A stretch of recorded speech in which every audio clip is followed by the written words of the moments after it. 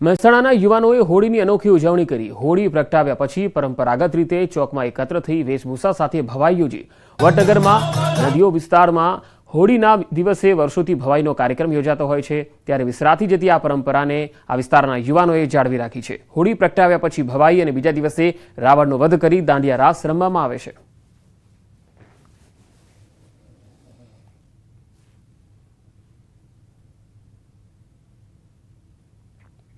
તો હોળી ધૂળેટીના તહેવારનું દાહોદમાં વિશેષ મહત્વ છે। દાહોદ જિલ્લામાં હોળીના 5 દિવસ પહેલા એટલે કે 11થી જ અલગ અલગ સ્થળોએ મેળા યોજાય છે, જેમાં સૌથી મોટો મેળો એટલે કે ચૂલનો મેળો। આ મેળો હોળીના બીજા દિવસે ધૂળેટીએ ઉજવાય છે। આ વર્ષે પણ ચૂલનો મેળો યોજાયો, જેમાં મોટી સંખ્યામાં લોકો જોડાયા। જાલોદ તાલુકાના રણિયારમાં લોકો પોતાની માનતા પૂરી કરવા ધૂળેટીના દિવસે ધગધગતા અંગારા પર ચાલે છે। આ મેળો રણિયાર સરકારી ગામના રણછોડરાય મંદિરના પટાગણમાં યોજાય છે। આ મેળામાં ઠંડી ચૂલ અને ગરમ ચૂલ એમ 2 ચૂલ ચલાવવામાં આવે છે। ગરમ ચૂલમાં અંગારા કરવા માટે ગામમાં ઘરે ઘરે લાકડા અને ઘી ઉઘરાવવામાં આવે છે। વિશેષ વાત એ છે કે ચૂલ પર ચાલતા લોકોને પગમાં નથી છાલા પડતા કે નથી કોઈ બીમારી થતી, તેથી જ અહીં અંગારામાં ચાલવાની આસ્થા સાથે આજે પણ લોકો અહીંયા આવે છે। આ પરંપરા આજે પણ યથાવત છે। મધ્યપ્રદેશ છે, ગુજરાતની બોર્ડરના ગામોના ભક્તજનો આવતા હોય છે અને શ્રી રણછોડરાયજીની માનતાઓ લઈ અને ખુલ્લા પગે હાથમાં જળ અને શ્રીફળ લઈ શ્રી રણછોડરાયની જે પોકારતા જઈ અને અંગારાની અંદર ખુલ્લા પગે ચાલતા હોય છે। આ રીતના આ વર્ષોથી પણ આ મહત્વ અત્યારે પણ કળિયુગમાં જળવાઈ રહ્યું છે। એક આસ્થા, શ્રદ્ધા અને વિશ્વાસનો આ સમન્વય છે।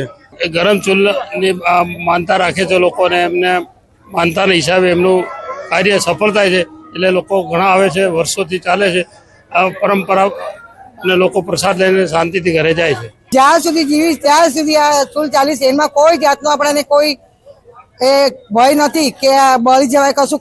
ભગવાનનો એટલો રણછોડરાય ભગવાન એટલો એમાં સાથ છે, કોઈને કશું હાલ નહીં આવે।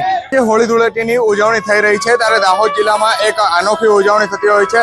દાહોદ જિલ્લાના જાલોદ તાલુકાના રણિયાર મુકામે આજે ચૂલનો મેળો ભરાતો હોય છે। હોળીના બીજા દિવસે અહીં જે ચૂલનો મેળો ભરાતો હોય છે, આપ જે દ્રશ્યોમાં જોઈ રહ્યા છો કે જે એક ચૂલા જેવું 6 ફૂટનો લાંબો ખાડો જે ખોદેલો છે અને તેના ઉપર જે લોકો છે તે ધગધગતા અંગારા ઉપર ચાલતા હોય છે। આજ સુધીનો રેકોર્ડ છે કે આ જે ધગધગતા અંગારા ઉપર લોકો ચાલ્યા છે, પરંતુ તેઓના પગ એક પણ વાર દાઝ્યા નથી। લોકો પોતાની માનતા પૂરી કરવા માટે અહીં ઉઘાડા પગે ચપ્પલથી ચાલતા હોય છે અને જે પણ વર્ષ દરમિયાન માનતા રાખેલી હોય છે તે પૂર્ણ થયા બાદ અહીંયા ચાલતા હોય છે। આપણી સાથે અહીંયા એક ભાઈ છે, તેઓ જે આ ચૂલના મેળા પર ચૂલ પર ચાલ્યા હતા, તેઓ સાથે વાતચીત કરીશું। શા માટે ચાલ્યા હતા? ચૂલના મેળામાં બાધા રાખેલી હતી એટલે શેની બાધા રાખી? આપ જે ખેતીવાડી ઢોર ઢાકર હાથે બધા પોતપોતાની રીતે માનતા અલગ અલગ રાખે છે। તો તમારા પગ પર કઈ દાજ્યું એવું? કશું જ ના થાય, કોઈ ઈજા નથી। કેટલા વર્ષોથી ચાલી રહ્યા છો? અમે 5 વર્ષ થઈ ગયા। 5 વર્ષથી। તમારું નામ? સોલંકી ધર્મેશ। બિલકુલ કહી શકાય કે આ ભાઈ છે તેઓ પણ 5 વર્ષથી ચાલી રહ્યા છે અને તેઓને પણ આજ સુધીમાં પગ પર કોઈ પણ જાતનું દાજિયાનું સામે આવ્યું નથી।